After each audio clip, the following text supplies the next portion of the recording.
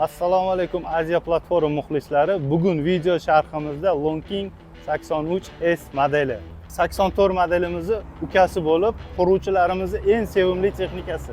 Tovushimiz hajmi 1/1 kub bo'lib, 3 ta funksiyani bajara oladi. Palet villalari, chelustnoy kovush, greyder qilib pichog'i alishadigan syomniy pichoqda. Operatorimizga qulayligi uchun bu yerda graduslarini ko'rsangiz bo'ladi. Komplektimizda standartniy kovush, transheyniy kovushi bo'ladi. Strelamiz 6,5 metrgacha uzayadi. Teleskopik mexanizm bilan jihozlangan. Komplektida bыстро syom'i gidromoloti mavjud. Orqa ustanovkamizga kelsak, karetkalari quyma chugundan bo'ladi. Pоворot tumba ham quyma chugun, izinli svarka joyi yo'q. Outriggerlarimizni ko'targanda datchik qo'yilgan, operatorimizga qulayligi uchun bu yerda qizil lampochka yonadi. Weichai brendiga tegishli 74 kilovatlik apparatli motor bilan jihozlangan. Ushbu motorimiz uncha-muncha salarkani hazm qilib yuboradi. Bu yog'i salonga kiramiz. Ushbu texnikamizda bugungi kunlarda aktual bo'lib turgan plyuslaridan bittasi, bu yerda obduv sidenalari mavjud. Obduv, podogrev, pnevmatический vысотani regulировать qilsa bo'ladi.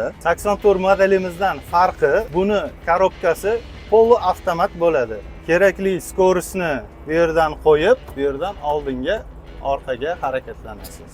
Rul boshqarmamizni tepaga, o'zingizga, oldinga chiqarib kirgizib, regulirovka qilib moslasangiz bo'ladi. Uncha-muncha texnikada bo'lmagan klimat kontrol monitorimiz o'zida bo'layotgan jarayonlarni hammasini ko'rsatadi.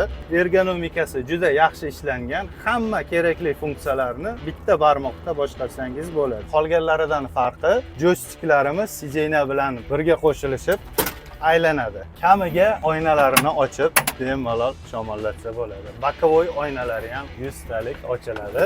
Kimga shunaqa texnikalar kerak bo'lsa, quyidagi nomerlarga murojaat qiling yoki kommentariyaga narx so'zini qoldiring, biz o'zimiz siz bilan bog'lanamiz.